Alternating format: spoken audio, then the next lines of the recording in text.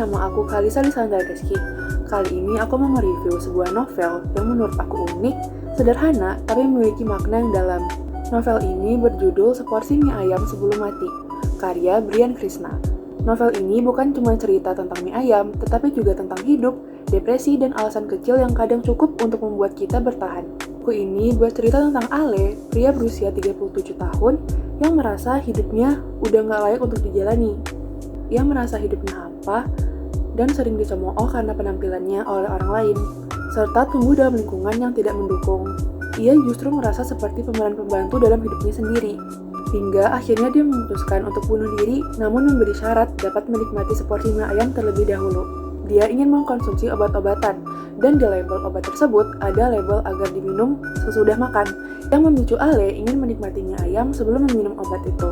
Namun, saat warung langganannya tutup, pencarian mie ayam tersebut melahirkan serangkaian pertemuan yang mengubah pandangannya.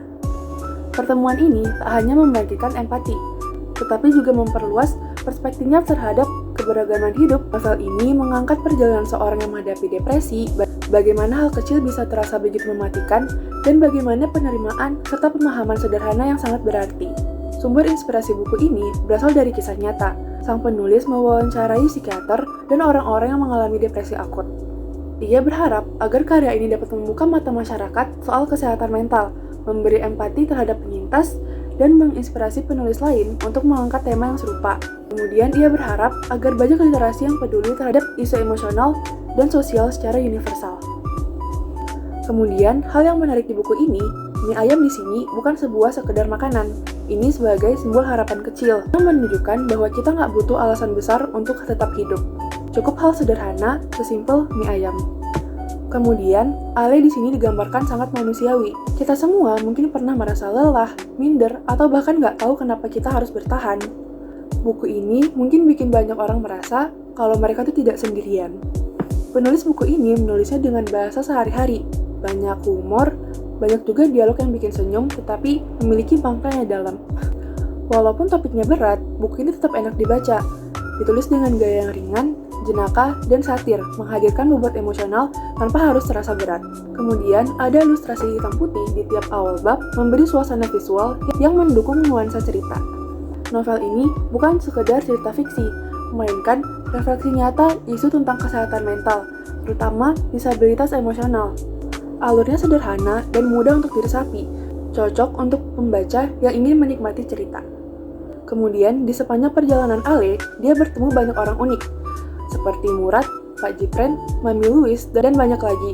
Masing-masing karakter memberi pelajaran hidup tanpa terkesan menggurui. Novel ini sangat direkomendasikan untuk pembaca yang menyukai genre slice of life dan cerita yang memantik refleksi diri. Kemudian, ini direkomendasikan untuk membaca remaja hingga dewasa muda. Kemudian, mungkin pesan utama dari novel ini selalu ada alasan untuk hidup sekecil apapun. Mungkin kritik yang bisa aku dapat, cerita di novel ini bergerak cepat dan episodik, sehingga ada bagian yang terasa dipaksakan padat, tertumpuk, dan banyak peristiwa yang tertumpuk dalam waktu yang singkat.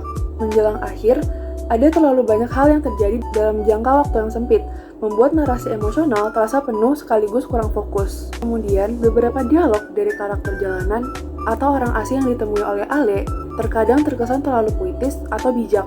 Meskipun pesannya bagus, kadang terasa agak disusun dan bukan seperti percakapan natural yang biasa terjadi di dunia nyata. Menurut aku, buku ini ngajarin kalau hidup nggak selalu butuh alasan besar untuk dijalani. Kadang kita cuma perlu satu hal kecil untuk membuat kita tetap bertahan. Buku ini ngajak kita lebih peduli sama diri sendiri dan juga orang sekitar, bahkan kalau mereka nggak cerita apa-apa.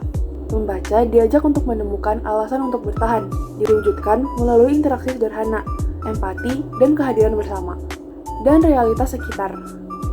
Ale bukan menjadi pahlawan super di akhir, tetapi menjadi versi dirinya yang lebih siap menerima hidup dan luka tanpa ilusi. Menurut aku, buku ini sangat recommended, apalagi buat kalian yang ngerasa capek, butuh teman, atau pengen baca buku yang hangat.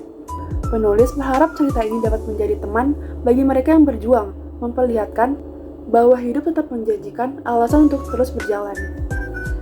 Nah, sekian review aku untuk Seporsi Mie Ayam Sebelum Mati. Terima kasih.